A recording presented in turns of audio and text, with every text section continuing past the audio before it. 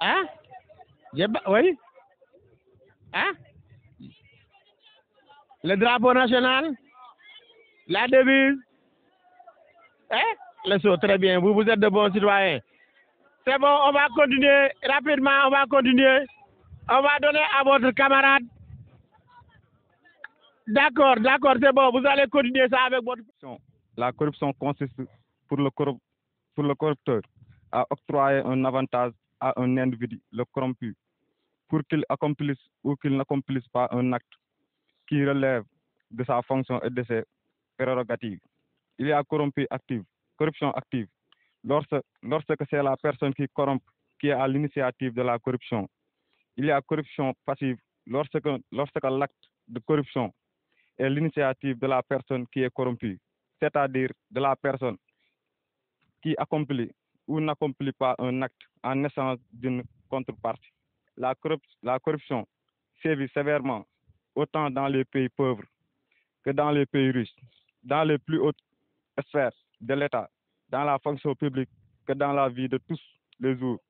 Mais en Afrique, de manière générale, au Sénégal, particulièrement, elle a atteint des propositions inquiétantes. Chez nous, la corruption est si ancrée dans les mœurs, dans les habitudes sociales ou quotidiennes, qu'elle apparaît comme un fléau, fruit d'une survivance de pratiques culturelles millénaires s'exprimant dans ces expressions wolof du genre lekkukaay pour caractériser une affectation au poste lucratif lekk lekkati kese naxati bëy loxoy kajoor dafay weesaloo joxe jéegu guro mag joxe njëgu guro mag du ci feet ci yàlla naa dee pour exprimer l'idée d'une marchandisation ou d'une monétarisation des services publics. La corruption est un phénomène si banalisé, voire valorisé, qu'elle renvoie à ses référents à connotation religieuse, comme cela s'exprime dans le vocable wolof, détourné de son sens sacré, nuyoo murit, salutation murit, traduisant un geste bienfaiteur, récompensant un service reçu. Quelle que soit sa forme, la corruption généralisée et systématique produit un impact très négatif sur le développement d'un pays, notamment sur le plan économique et social. Au plan économique, endettement. Du représentant du club d'intégrité et de citoyenneté active. Donc, comme on vous l'a dit tout à l'heure, c'est un club qui a été créé au lycée Hassim Mbacké par la section du Forum civil de Guinguinéo. Et ce club a pour objectif d'éduquer les élèves, de les amener à avoir une certaine citoyenneté. D'accord? La citoyenneté, c'est quoi? C'est l'amour de la patrie, c'est le patriotisme et tout ce qui tourne autour. Alors, dans son discours de tout à l'heure, qui portait sur la corruption, vous savez ce que c'est? Par exemple, il vous arrive parfois de voyager. Dans un car, souvent, il y a des agents des forces de droit à ce papier. On ne doit pas vous réclamer de l'argent pour vous donner ce papier. Si celui qui vous donne ce papier vous demande de l'argent pour faciliter la démarche, il est en train de faire la corruption. Il est corrompu et si vous lui donnez cet argent, vous êtes le corrupteur. Donc, le discours de tout à l'heure vise à vous sensibiliser, à vous faire comprendre que vous n'avez pas le droit de corrompre un citoyen. Si vous avez droit à un service, réclamez ce service-là, mais ne donnez pas de l'argent en échange. Si l'agent vous demande du njëgu guro, comme on a dit tout à l'heure, c'est pas bon, refusez. Il est payé à la fin de chaque mois pour ce service qu'il fait. D'accord? Donc le discours de tout à l'heure portait sur cela. Il arrive parfois que quelqu'un doive construire un établissement scolaire, il doit construire une classe. D'accord? Pour gagner ce marché, il doit postuler tout comme d'autres entrepreneurs. S'il passe par des dessous de table, donne de l'argent à ceux qui donnent ce marché-là et qu'il gagne le marché, il va venir construire des classes de mauvaise qualité. Pourquoi? Parce que ce qu'il a donné en argent, il va le récupérer dans la construction. Et le risque, c'est qu'il va construire de mauvaises classes qui peuvent s'écrouler d'un jour à l'autre. Donc, c'est un danger. La corruption, comme il l'a dit tout à l'heure, peut conduire à l'endettement d'un État. Parce que quand un État est confronté à des difficultés financières, il est obligé d'aller emprunter de l'argent à l'extérieur. Et ce sont nos enfants qui vont payer cette dette-là. Ça va contribuer également à l'enchérissement des prix des fournitures et des matières et des équipements. Voilà. Ce qui devait être vendu à un bas prix va être vendu de manière chère. Pourquoi? Parce que celui qui a été corrompu va répercuter le prix, ce qu'il a dépensé pour la corruption, dans le prix donc des produits à vendre. Donc c'est un danger pour une société. La corruption, c'est ce qu'on appelle en wolof guerre. Guerre moom baaxul. Guerre mooy li nga war a am droit ñu jox la ko nga neexalaate pour ñu jox la ko à la place de quelqu'un d'autre. Yaa ngi fekk dossier yu bëri ci kaw benn bureau ñu koy signé petit à petit nga ñëw jox waa ji xaalis mu rocc sa dossier signé la ko nga jóg dem boobu da nga koo guerre te guerre boobu baaxul dafa haram. Donc loolu daal lañ leen doon indil tey seen camarade bi moom la doon lire ñu sensibiliser leen wax leen bu leen nangu ku leen guerre mais bu leen dem également ba alal tax ngeen di guerre doomu aadama loolu baaxul, c'est à bannir. Voilà, merci beaucoup.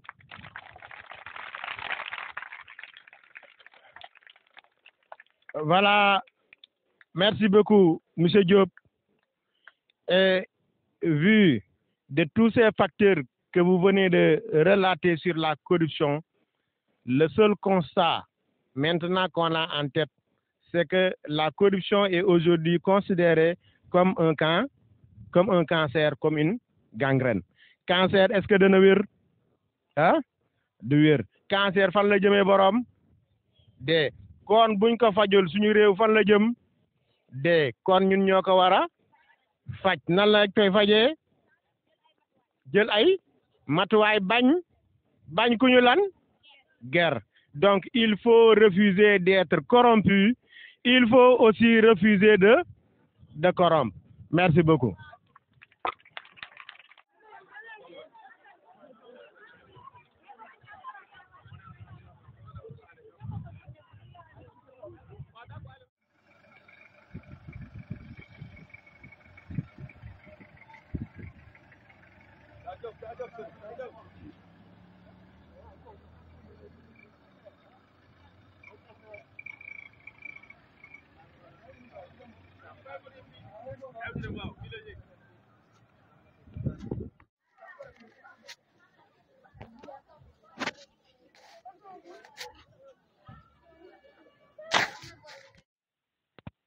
Le Forum civil est une organisation de la société civile qui a été créée en 1993 et qui a pour objectif principal de lutter contre la corruption.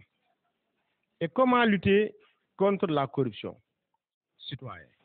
C'est pourquoi on a initié depuis l'année dernière un club avec le lycée Hassim Mbacké. C'est un club d'intégrité, et de citoyenneté active. D'accord. Donc maintenant, ce club est venu avec le Forum civil pour vous entretenir avec vous. Sans tarder, on va donner le soin au président de ce club-là de vous présenter un système, un discours pour vous sensibiliser un peu sur ce que c'est la corruption. Que dans la vie de tous les jours. Mais en Afrique, de manière générale, au Sénégal particulièrement, elle a atteint des proportions inquiétantes. Chez nous, la corruption est si ancrée dans les mœurs, dans les habitudes sociales ou quotidiennes, qu'elle apparaît comme un fléau, fruit d'une survivance de pratiques culturelles millénaires s'exprimant dans les expressions wolof du genre lekkukaay. Pour caractériser une affection, un poste lucratif, lekkiti kase naxuti bay, lekkitu kase naxuti bay, loxo kaju dafay weesal, joxe jéegu góoro, njugu góoro, mag du fecc ci yàlla naa dee.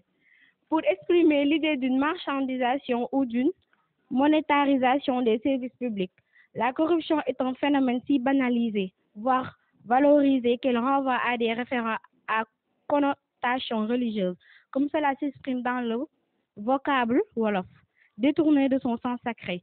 Nuyo Mourid, salutation Mourid, traduisant un geste bienfaiteur, récompensant un service reçu. Quelle que soit sa forme, la corruption généralisée et systématique produit un impact très négatif sur le développement d'un pays, notamment sur le plan économique et social. Au plan économique, il y a l'endettement, renchérissement des coûts de fourniture et des prestations, pauvreté, baisse de la compétitivité, enrichissement illicite, paradis fiscaux. Au plan social, il y a l'affaiblissement des valeurs, la marchandisation ou monétarisation des services publics, la culture du raccourci, la fin de la valeur travail comme élément d'émancipation sociale, la mobilité sociale négative bâtie sur l'émergence de voyous, gagnants et de contre-valeurs. Pour lutter contre la corruption, il existe un ensemble de lois qui l'incriminent ou permettent de la prévenir et d'autres pratiques qui favorisent la transparence et la bonne gouvernance. Les lois sur les conflits d'intérêts, les lois sur la déclaration de patrimoine et le code des marchés publics. Merci beaucoup.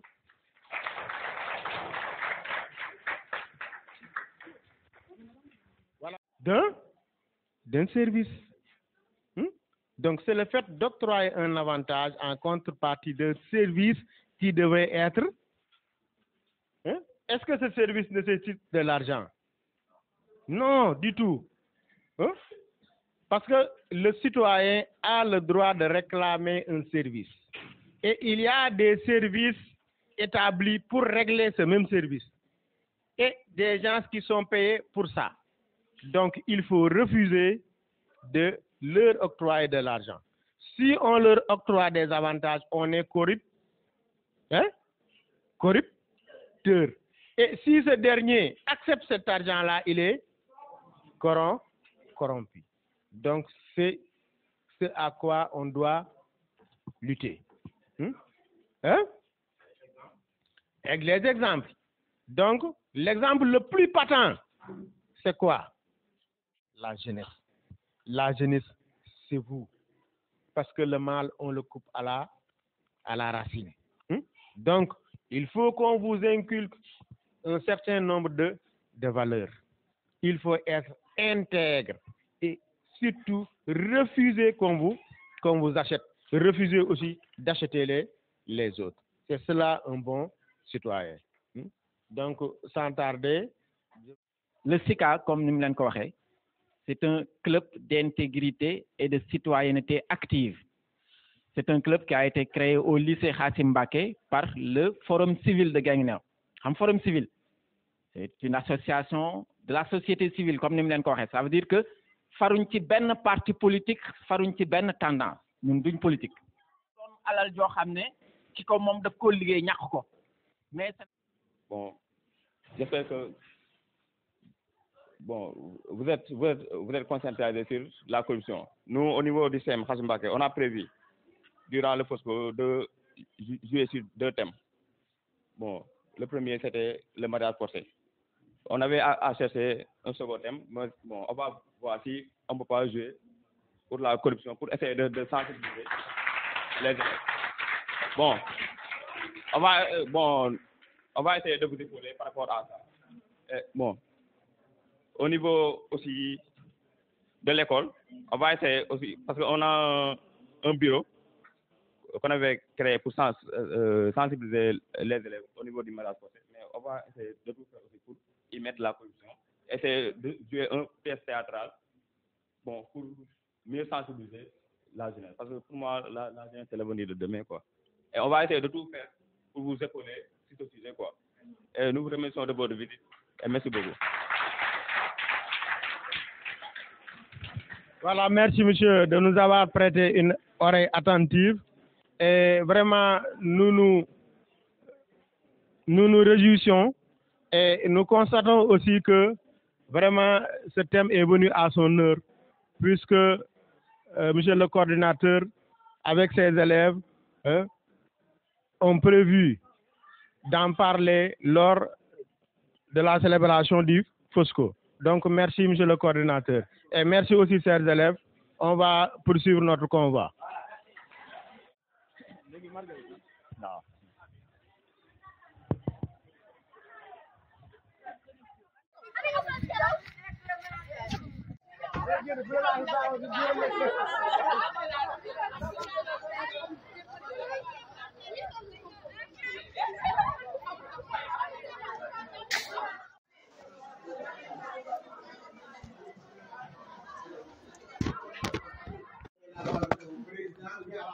sociale ou quotidienne, qu'elle apparaît comme un fléau, fruit d'une survivance de pratiques culturelles millénaires, s'exprimant dans des expressions wolof du genre lekkukaay pour caractériser une affection, un poste lucratif, lekki kese naxuti bëy loxoy kajoor dafay weesoo joxe joxe njëgu guro mag du fecc si yàlla naa dee pour exprimer l'idée d'une marchandisation ou d'une monétarisation des services publics, la corruption est un phénomène si banalisé, voire valorisé, qu'elle renvoie à des références à connotations religieuses, comme cela s'exprime dans le vocable wolof, détourné de son sens sacré, nuyo murit, salutation murit, traduisant un geste bénéficiaire, récompensant un service reçu.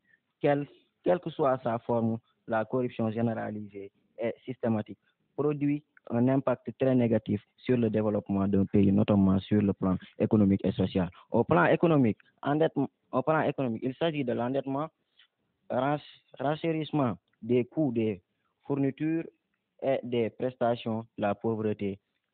Il y a aussi la baisse de la compétitivité, il y a aussi l'enrichissement illicite, la paradis fiscaux. Au plan social, on a aussi l'affaiblissement des valeurs, la marchandisation ou monétarisation des services publics. On a aussi la culture des raccourcis, la fin de la valeur travail comme élément d'émancipation sociale et aussi la mobilisation sociale négative bâtie sur l'émergence de voyous gagnants et de contre-valeurs. Pour lutter contre la corruption, il existe un ensemble de lois qui l'incriminent ou permettent de la prévenir et d'autres pratiques qui favorisent la transparence et la bonne gouvernance. On a les lois sur le conflit d'intérêts, les lois sur la déclaration de patrimoine, le code des marchandises. Merci. Voilà, bravo à M. Diagne, qui a tenu un discours quasi parfait sur la corruption. Donc, il a essayé dans un premier temps de vous définir ce que c'est que la corruption. Il vous a relaté aussi les dangers liés à la corruption, jusqu'où la corruption peut amener notre pays. Et pour finir, il a dégagé des pistes de solution pour lutter contre ce mal qu'est la corruption. J'espère que vous avez retenu quelque chose. Hein? Qu'est-ce que c'est que la corruption?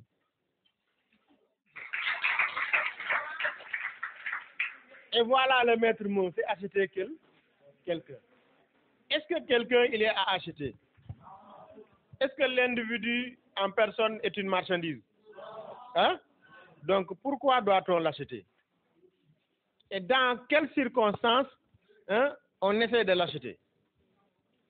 Pour demander quoi? Avec de l'argent, mais pour demander quoi? Hein? Mariage? Non. Oui? Hein? Pour? Très bien. C'est pour obtenir un service. Applaudissez. Très bien. Donc, la personne qui essaie d'acheter quelqu'un pour avoir un service, pour obtenir un service, cette personne-là, on l'appelle le corrupteur. Et celui qui accepte cet argent-là pour rendre un service, c'est celui-là on appelle le corrompu. Donc, en somme, c'est deux. Pour qu'il y ait corruption, il faut qu'il y ait corrupteur et il faut qu'il y ait corrompu. Donc, pour lutter contre ce mal, il faut d'abord refuser d'être corrupteur et refuser aussi d'être corrompu. Donc, c'est un mal qui est profond. Sur les routes. Applaudissez là. sur les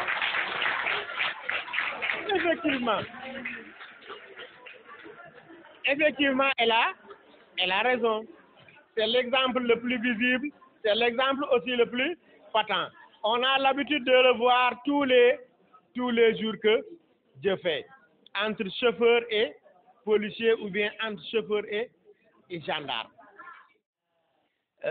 yenn nit ñi dañ naan xaalis kenn du ko liggéey dañ koy lijjanti déggal ma wax jooju rek ni mu ñaawee xaalis kenn du ko liggéey dañ koy lijjanti ça veut dire que kon nit ki waratul am alal par la sueur de son front alors que alal da nga ko war a ñàq ngir xam ne lii daf laa lew doom waaye bu fekkee da nga koo lijjanti du alal ju baax te dañ gis ne ci suñ société actuellement xaalis boobu dafa yor valeur bu ëpp nit ñi seetatuñ nit ñi ci seeni jikko dootuñu jugé dootuñu àtte nit ñi ci seen jikko mais ñi ngi leen di àtte ci am biñ am xaalis biñ am te souvent xaalis boobu day jóge ci xaalisu guerre xaalisu corruption donc kii guerre day dem ba ëpp valeur dans la société ki nga xam ne day jubal ñu ne loolu dafa war a jóge ci suñu société moo tax d'ailleurs di ngeen dégg souvent ñu naan déclaration de patrimoine ñu ne dañoo fal maire bu bees ci benn gox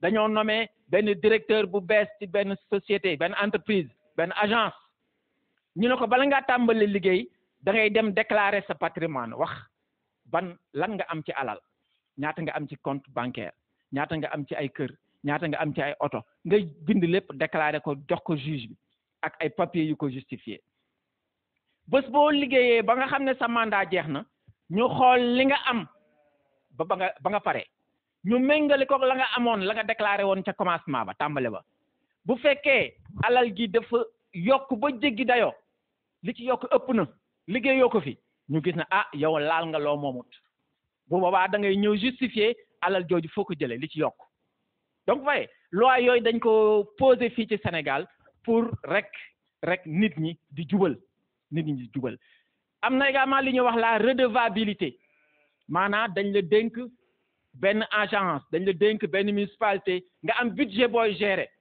ñu ne heure boo doxalee at war nga delluwaat ci ñi la dénk mandat boobu wax leen yow kat liñ la dénk alal ji fi dugg nan la toll fan ak fan nga ko dugal loolu mooy la redevabilité da nga war di rendre compte la reddition des comptes di rendre compte ñi la jox ndombo tànk boobu fal ngeen président Fosco ñu organiser ay kermesse dans le collège une semaine de kermesse mu xumb xaalis fi bëri ñu jóge si kenn xamul ñaata am bénéfice kenn xamul ñaata lañ dépensé ñu continuer rek di fonctionner noonu loolu du transparence mooy activité bu ñu jógee rek président Fosco bi dafa war a dajale ñi nga xam ne ñoo ko faloon daan ne leen ah suñu activité bii kat ñu déroulé woon lii dugg na ci xaalis kii jox nañu enveloppe nangam kii jox nañu lii parrain bi jox nañu lii liñ dajale yëpp dépensé nañ ci lii ak lii ak lii ak lii loolu dina tax ñi la faloon am qualité ci yow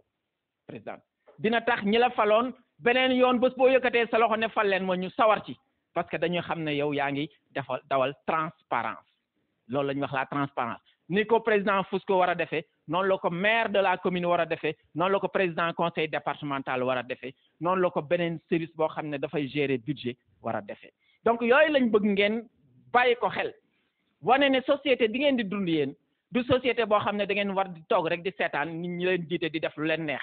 seet si leen monsieur Diop del si war na ci je pense que leeral na ko ba mu leer mais man dafa am benn point bu ndaw bu ma ci bëgg a dolli moom dafa wax lu bari ci wàllu corruption bi muy wax sànq dem na ba tudd waaye eaux et forêt ñooñu nga xam ne dañoo am njariñ lool suñu réew mi ñuy saytu suñu géej gi ak suñu forêt yi lu tax ñu koy saytu parce que loolu dafa am importance suñu dund monsieur Diop wax na ko sànq njariñu garab kenn ku ci nekk war na ko xam pourquoi selon vous zone bi ñu nekk nii ay Kaolack ak yooyu mu gën a tàng Dakar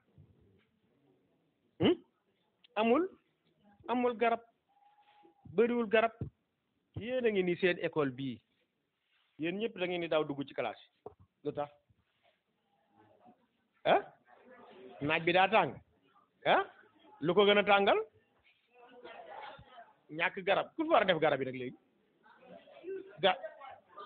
est-ce que waa eaux et forêt d'accord mais yéen tamit war ngeen mën a dem ñaani garab ñëw def ci école bi ah waa léegi loolu yomb na léegi en compagnie du principal danañ leen ñaanal ay garab mais suñ leen ñaanalee ay garab yéen entretenir garab yooyu danañ fexe ba classe bu ci nekk ñu responsabiliser fa ay nit ñooñu ñoom ñooy ñëw di saytu garab yooyu ñoo koy arrosé ñoo koy toppatoo. Donc moi je n'ai rien à ajouter, il a tout dit. Donc j'espère que dégg ngeen li mu wax. Il est temps que corruption bi arrêté suñu réew. Merci beaucoup. waxee rek noonu la donc ay mots de remerciement la à l'endroit des élèves surtout du club d'intégrité et de citoyenneté active bu lycée bi nga xam ni depuis le début de ces activités ñu ci ànd ak ñun ànd ceeg seen coordonnateur mooy le surveillant Malick Ndiaye di leen wax vraiment adressé nos remerciements di leen jaajëfal parce que gis nañ engagement bi nga xam ne wane nañ ko ci gis nañ taxawaay bi nga xam ni wane nañ ko ci tamit ba tax li ñu réaliser nii yëpp mu yomb donc en un mot daal Cheikh wax na lépp ñu ngi gërëm ñooñu ñëpp waaw di leen wax ne nag activité yi des na gannaaw activité terrain bi des na beneen activité boo xam ne débatton lay doon donc genre génie en herbe sur thème yi nga xam ne développé nañ ko ba ñu commencé ba léegi donc muy benn genre évaluation nga xam ni boobaa élèves yi lay concerné waaw. Oui, c'est une activité de terrain que le Forum civil a initiée en partenariat évidemment avec le club d'intégrité et de citoyenneté active que nous avons installé au niveau du lycée de Guinguinéo. Bon, dans le programme d'activité de cette année-ci, il y a eu d'abord une première causerie qui s'est faite au niveau du lycée et qui portait sur la corruption, la lutte contre la corruption et la promotion de la redevabilité. Une deuxième activité a porté sur la protection des biens communs naturels et l'amour de la patrie, la citoyenneté, le patriotisme, etc.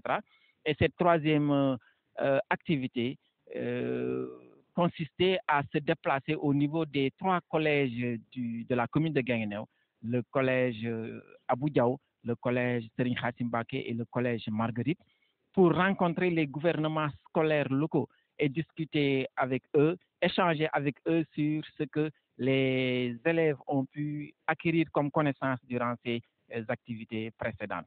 Donc, nous sommes aujourd'hui ici même à l'école Marguerite, où nous avons été reçus par le gouvernement scolaire et l'ensemble des élèves de l'établissement.